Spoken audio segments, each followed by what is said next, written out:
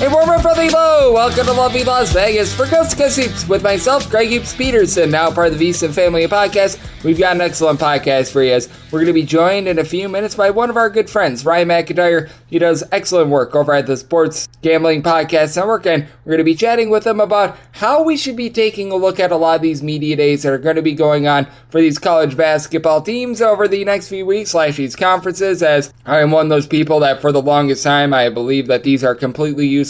I'm starting to find a few things I might be thinking are good tidbits to be able to take away from media days, so we're going to be talking about that with Ryan, what is completely useless, and I will give you a spoiler right now. Based on a guy's favorite restaurant, if they like Texas Roadhouse, that's probably a team that you want to be betting on during this. Nah, I'm kidding, of course. So, Texas Roadhouse, very, very good restaurant. I would love it if they sponsored this fine podcast, but you don't want to be taking too much away from hype up music and favorite foods and everything like that. But there are some things that you could take a look at from media days. We'll dive in a little bit there. We did our interview with him before Gonzaga was announced to be heading on over to the Pac-12. I'll give you guys my reaction on that because this is not going to be something that is going to be impacting college basketball here during the 2024-25 campaign. And I'll have a guest on tomorrow, Curtis Rogers, one of our good friends out there from the great state of Washington over at 710 Seattle Sports. He'll be able to lend a little bit more light on this as well. So have no fear, even though I'm going to just hit it for a few minutes here in the first segment today, I'll flesh it out a little bit more tomorrow since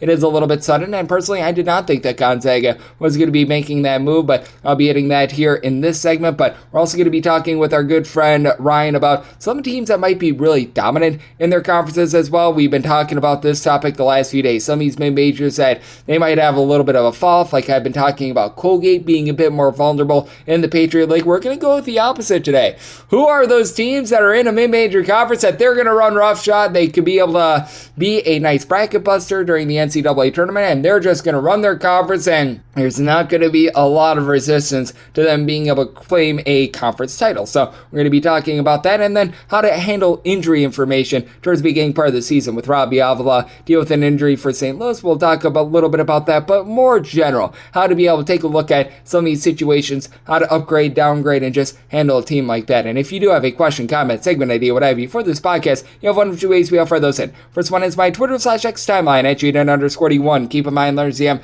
name me does not matter. So as per usual, please do send these into the timeline. The other way is find an Apple Podcast review. If you rate this podcast 5 stars, it is very much appreciated. And then from there, you're able to fire in whatever you'd like to hear on this podcast via that 5-star review. And I saw the John Rothstein tweet yesterday where it does sound as though Gonzaga is going to be joining the Pac-12. Now, it is going to be interesting to see what happens. The specifics, I really haven't seen too many of them as of right now. So this could be 2 years from now. This could be 5 years from now. I don't know. I would assume that it's after the Washington State and Oregon State sort of 2-year agreement that they have with the Mountain West in football and the WCC in college basketball comes to an end. That's just me spitballing here. I'm not going to be saying that for a matter of fact or anything like that, but that is what I am thinking is going to be the case right now. But it is going to be very interesting to see what happens, and perhaps we see a West Coast version of the Big East. Now, obviously, the Pac-12 has a lot of football schools that have already committed to there.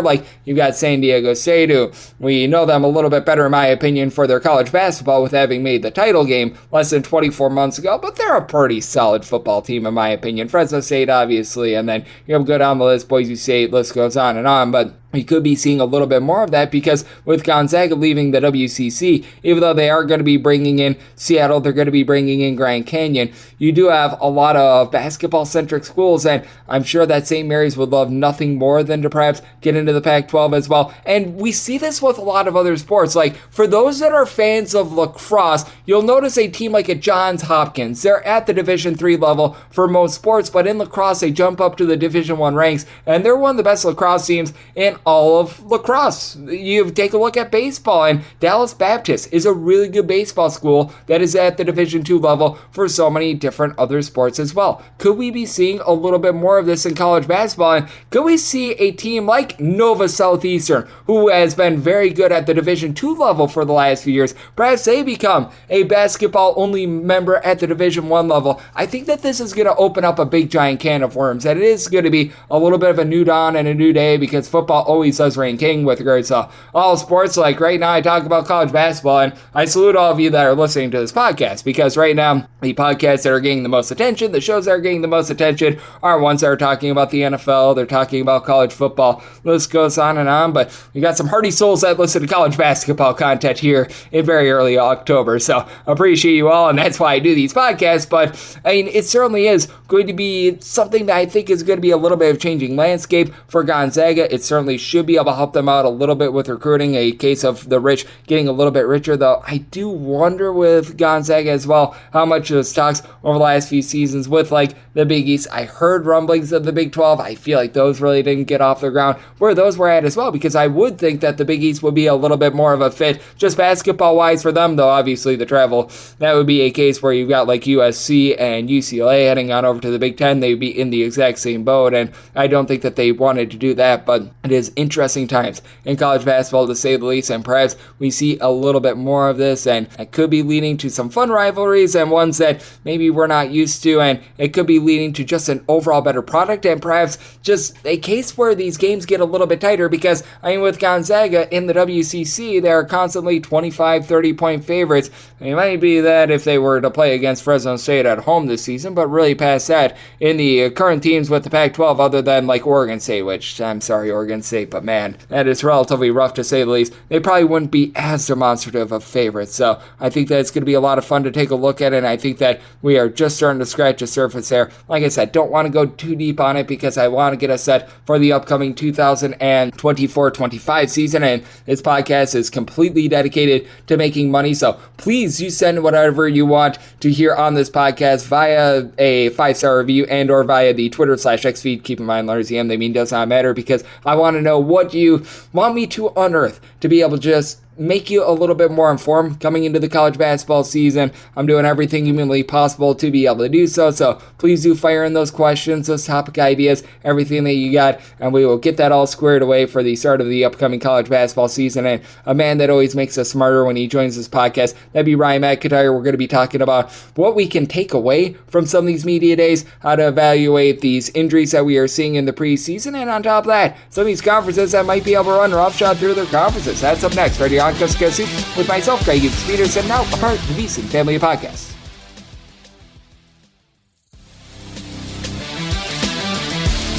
We're back here in lovely Las Vegas for Gonzaga with myself, Greg Peterson, now part of the VSiN Family Podcast. Always great to be joined by this man as we've got Ryan McIntyre aboard. He does such a tremendous job over at the Sports Gambling Podcast Network, taking a look at this great game that we all know and love of college basketball. And really, they cover everything college sports over there on the Sports Gambling Podcast Network with the college experience, which he does with our good friend Kobe Dantu. By the way, Kobe, he evaluates like every single football league on the face of planet Earth. It's incredible. What else is incredible is the love that our good friend Ryan has for West Virginia, as I know that he was on Bob Huggins' coaching staff for quite a while, and now does the Ryan and Rush show. That is dedicated all to West Virginia sports talk, and you're able to follow my Twitter/X at Moneyline_Max, spelled MAC, and Ryan, always great to get you aboard. Thank you. I appreciate it, Greg. 5 weeks till opening night, and yes, let's go Mountaineers. Yes, sir, and I know you guys are doing a great job with your conference previews over there at the Sports Gambling Podcast Network. If I'm not mistaken, the Big 12 soon to come. I think that you guys are much like myself. You save a lot of the bigger conferences for the end, but how do you take a look at these offseason sort of like tidbits that we're getting? Like Robbie Avila, we saw a few days ago, he went down with a little bit of an injury. I know that John Rothstein does a very good job, actually, of keeping up with all these injuries, and I do think that they are very important to be keeping note of, because I still remember like the Donovan Clingan injury from last season. That was something where it kept him sort of off the floor and kept him a little bit limited in these early games, and typically when a lot of people take a look at the beginning part of the season, they think that everyone's all fresh, ready to go because they've had a long off season, but oftentimes that is not the case. Yeah, Greg, I definitely think you got to stay plugged in more than ever, especially with these players changing teams so much with the portal and NIL era. We talk about it weekly here on your show that more than ever, you got to stay tuned in. You can't just pick up the book right before the exam. And if you're picking up college basketball right now, it's going to be a lot of work to preview all these teams. So definitely trying to stay tuned in throughout the offseason, but also trying to stay involved with the injury report, because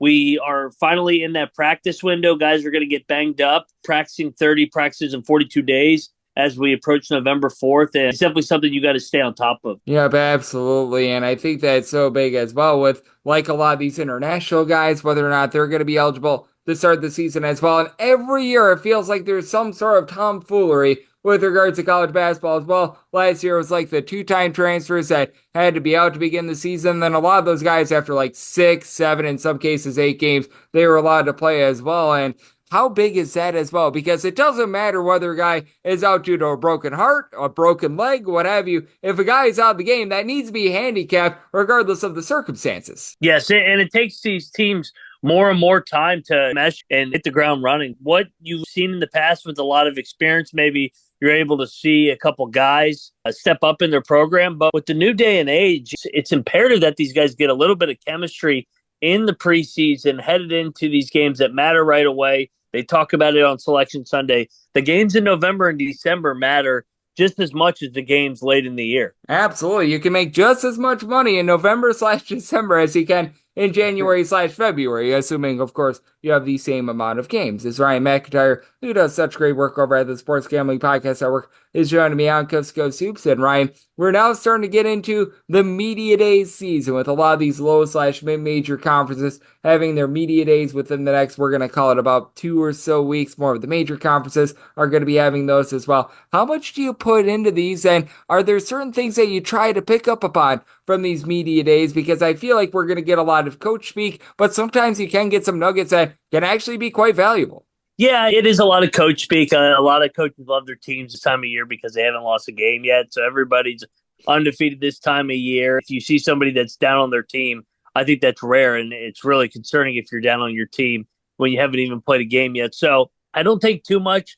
I do like to kind of just watch media days from a body language standpoint, a silent confidence with some of these coaches. And I also like hearing just the guys that they're bringing back who could step up into the leadership roles, because I think that's the hardest thing to break down from a offseason with these teams changing so much. We can all talk about how much statistical turnover there is, how much experience is coming back from a stat standpoint, but who's stepping into the leadership of these teams? Oh, yes, absolutely. You're going to get the old coach speak of, my guys have been working all off season long. They're in the best shape of their lives and everything like that. And if you have a coach saying, yeah, that guy's been eating too many cookies, he's 20 pounds overweight, then you should really be having your red flags. But I do think that it is interesting with regards to these media days as well, because we were just talking about it in terms of guys and their eligibility. I think that that's one place where if there are a few question marks, typically there's 1 or 2 reporters that are daring enough to be able to ask those questions.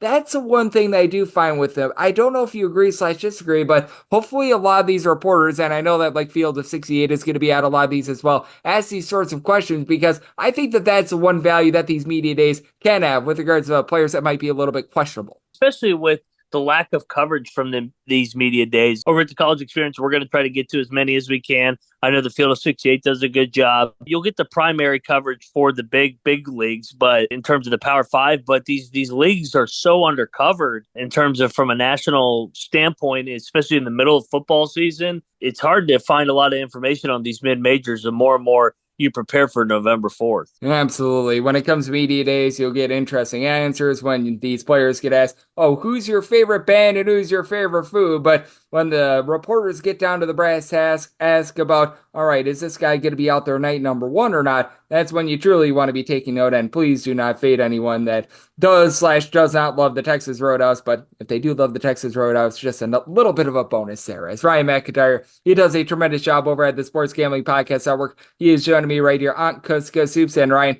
you guys have been doing an amazing job of interviewing a lot of these coaches, being able to dive in on a lot of these rosters as you guys are starting up your conference previews as well. And as you've been diving through, has there been a team or two that you take a look at and perhaps where you're either going to be getting more than what we bargained for out of them in terms of their roster, or perhaps there is one of those teams where there's a few question marks in terms of roster right now, and you just don't know what you're going to be able to get out of them in terms of talking with some of these coaches and just in terms of your personal conference previews? You know, and this is going to be a chalky one to give out, but we just got done with our America East preview, and Vermont's production that's coming back from a 28-win team is something that really catches your eye. They're basically a blue blood in the America East. They've won 8 straight regular season titles. They've been in the dance every single year except for 1 year, I think in 2018.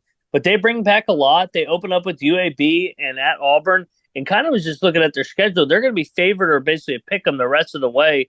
I really like this Catamounts team and what is always a well-coached team under John Beckner. Also, breaking down McNeese State, I know we had Will Wade on our show, but just the amount of talent that they have stockpiled in that program from the Power 5 transfers as well, very drawing, and I can't wait for them to open up with South Dakota State on November 4th. Oh, I am right there with you. And I feel like in this day and age, there's just fewer of these mid-majors that should be able to go out there and run away with their conference. But two really do come to mind as Gonzaga is a given. Gonzaga, they're pretty much a free space on the board. But I take a look at McNeese, who you mentioned before, and Grand Canyon as well. And I recognize that the WAC is certainly not some sort of a scrub league or anything like that. But when I look at the mid-majors, I just feel like those two schools are head and shoulders above the others in relation to the competition that they're going to be playing in. I feel like these are the two teams that could be able to fight for an at-large bid. And if they do get like an 11 or a 12 seed in the NCAA tournament, they could be able to wreck some shop. Yeah, absolutely, especially because they have experience, and that's what you're looking for with some of these teams.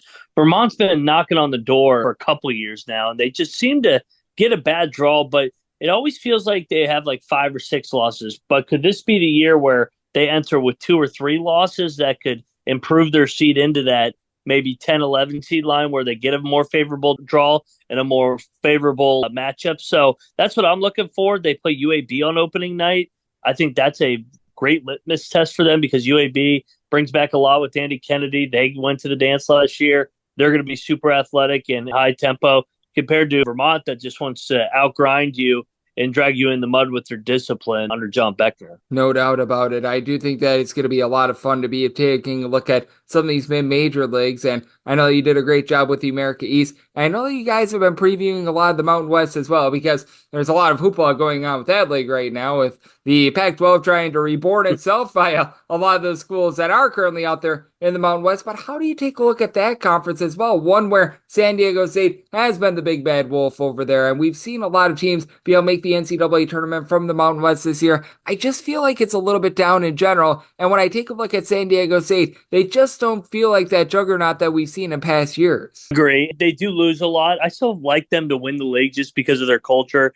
And I felt like the expectations and the target on their back kind of was a disadvantage last year. I love what Leon Rice has coming back to Boise. I think they're right there with San Diego State. Utah State was the year one of Jared Calhoun. I like what they did in the portal, and I love what he did at Youngstown as well. And then you have like teams that are wild cards always in that league with Richard Pitino and New Mexico. They're going to be talented. They got Dent coming back. They lose a lot, but from a roster standpoint, going to be really talented. And then UNLV always seems to be the dark horse, just with the way that they finished last year. Can they avoid some of those head-scratching losses, though, that ultimately killed their resume last year? Yep, absolutely. That is going to be so key, as Ryan McIntyre does great work over at the Sports Gambling Podcast Network. He is joining me right here on Coast to Coast Hoops, and I was referring to it a little bit before in terms of taking a look at injuries, and the biggest one that I was noting was Robbie Avila, and I want to get your thoughts there on what you're expecting out of not just Indiana State, but a lot of these first-year head coaches, because there's going to be a lot of them that come in with a lot of fanfare. Josh Schertz is certainly going to be one of them. Louisville's going to be one of them. Michigan, what they've got with Dusty May, they're certainly going to be teams that are going to be catching a lot of people's attention. How do you plan on playing? And it's not going to be the same for every single team, no question about it, but how do you plan on playing some of these first-year head coaches at the beginning part of the year? Because I do think that it's going to be a fascinating case study where we've seen some teams like South Florida have a new coach and they become one of the most profitable teams in all of college basketball. Meanwhile, some of these teams that are flops are some of the least profitable teams in all of college basketball. And I feel like there's just a big, giant, wide range when it comes to these first-year head coaches. And to your point with the Dur-Rahim, it took them a minute, though, to get it going. Like, they dropped some games that killed their resume in November. I like to fade the first-year head coaches, I'm not going to lie, in the month of November. They're trying to find the continuity. They're trying to put their stamp on a culture for a guy like Darren DeVries taking over West Virginia or Pat Kelsey taking over Louisville, Mark Byington over at Vanderbilt. They're in it for the long haul with how much job security they have, with how many years they have on their contract. So even a guy like Mark Pope at Kentucky just trying to get things going and continue the legacy of that program. So I like to fade them, but then I usually think that they're playing their best ball come February at the end of the first year. Yep, absolutely. It's almost that Arkansas approach with fading them early, backing them late. And I do think that that's interesting because obviously the man that was at the helm for Arkansas the last few years in Eric Musselman, he caused a lot of hoopla in terms of the coaching carousel because everything really started up when he took that USC job. But how do you take a look at this USC team this year? Because it doesn't necessarily feel like as much of a team of transfers that he typically brings in, as he's brought in a lot of high production guys, but more mid-majors this season, guys that weren't necessarily on teams that won 100 million billion games or anything like that, but teams that were relatively solid, like UMass, UC San Diego, all represented there. And I think that that is going to be a really interesting team, especially with USC having to now go from the Pac-12 over to the Big Ten. You hit the nail right on the head, Greg. That was what I was going to highlight is it's going to be fascinating because not only is he taking over a new job, but he's also guiding USC into a new program, a new conference where it's a bunch of different styles. It's a slower paced league. It's a more physical league. It's more of a drag you in the mud league with all these big men.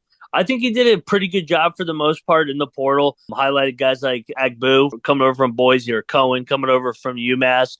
I think that they're going to be interesting. I think consistency will be the thing that I'll be looking for with this team just because the Must Bus always seemed to have trouble having consistency until they got it into the month of February. Yep, absolutely. And I do think that that entire Big Ten, I don't know if you guys have done your preview for that or not. That's one of the ones that I am saving for last myself because there's just so many moving parts in that conference with having the 4 teams coming in. But additionally, I feel like that might be one of the most, shall we say, evenly matched conferences in all of college basketball because I don't necessarily see that like top 8, top 10 team in the conference, but I also don't see a team that's going to be below like top 75, top 80 in terms of KenPom. I really think that that's going to be one of those conferences where going game to game, looking at the scheduling spots, looking at the actual just Exodus and those matchups themselves is really going to be paying off. Yeah, I have Bartorvik up right now. I see that everybody's between 15 and 75. And save about 3 hours of your time, Greg, to do this 20-team Big Ten or 18 teams, whatever they got now. So, yeah, it's going to be interesting in the Big Ten with these 4 newcomers. And then, of course, what does Purdue look like? Post Zach Edey, you got Tom Izzo. He's always going to have his program respectable. Brad Underwood's done a great job in the portal over the last couple of years. Peichel and Rutgers look like they got some expectations. And, of course, everybody's waiting for Mike Woodson to get Indiana and the Hoosiers back on track. Yep, I should probably do the first ever video format for Coast to Coast Hoops, and it's just me picking names out of a hat in terms of my projected order finish for the Big Ten. And at number 1, it's Northwestern, which then I would probably need to redo it a little bit because I don't know if Northwestern is necessarily going to be able to win the Big Ten, but man, it is Zach tightly dispersed. It is going to be a very interesting conference to take a look at. And I know that you guys over there at the Sports Gambling Podcast Network are doing such a great job getting set for the upcoming college basketball season. We're less than 5 weeks away. I know that you're jonesing for this action. You're doing everything possible to be prepared for night number 1. So love the good people at home know it's all on tap for you and how people can follow along on social media and other platforms. I appreciate you having me on, Greg. And yes, go check out the college experience, college basketball experience. We're, I think, 11 or 12 previews in, so we got about 18 or 19 more, and we're breaking down each league just like yourself headed into November 4th, and it'll be here before we know it. And just like yourself, Greg,